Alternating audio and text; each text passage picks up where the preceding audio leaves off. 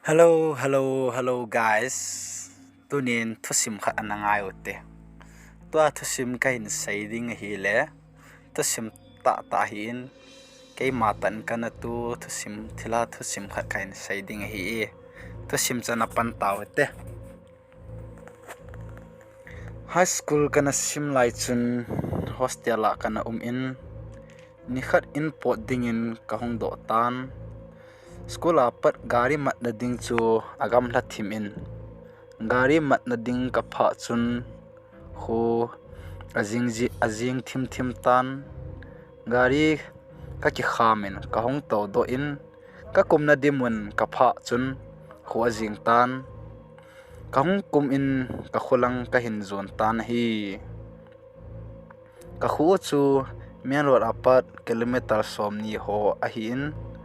keizong kicha thim ta in kanung kama ka ven ka in lam ka hin zon tan tha zong hong su ta in a si ho zong ang su do tan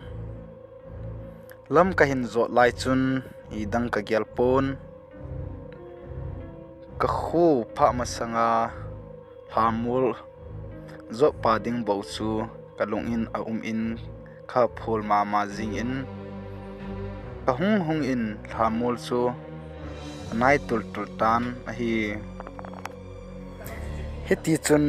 lam ka hin zo jing lai in husan khat te si gim ta a hai hu tabang kazan katimul ahung ki thau jing in kading in kanung kama ka ve na hi le ima ka mu pon ka kicha ji a he igel ho po ata a kiza hina ta ti in kaung ki thlem in kaung ki ta na hi yang kahung in a hi le minute ni ho zo in an zo wa sang in hat zon ka koma bang in ogin chu ka hin jacket tan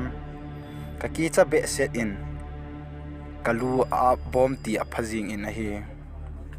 kahung zam tho jing in a hi le chom khat zo in kalal wal be set jing tan thlai ben ding tha ka nei lo phat in kichi tho ta han katin khat ve ka ga khei le in in ka hi le kha phul pen ka kicha na pen mun hamul nui chat kana phatan thlai pe ding la kat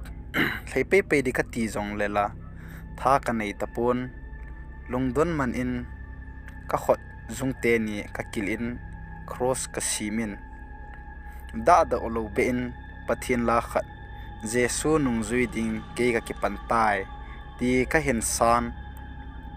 khong hung le thamul lai ta ka pha chun thamul langa pat in mi cha te gospel thei ta dan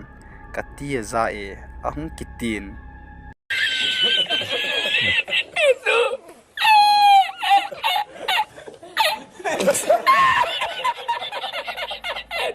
hung ki sei chu ka gyal le kaung ki man in koi ki chat mala kanu ya hung za do in than lam chu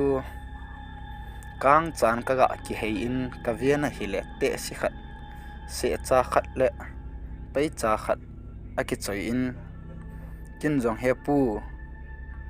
hilaya chu ipina bol ham ka ti le ahung ki hei in amit kang a hin le in boy ka in ko ten kamin a het hilwa hi an tin hi Thusim ingai thei hoi chan chun a ki chai tai nom le mang pha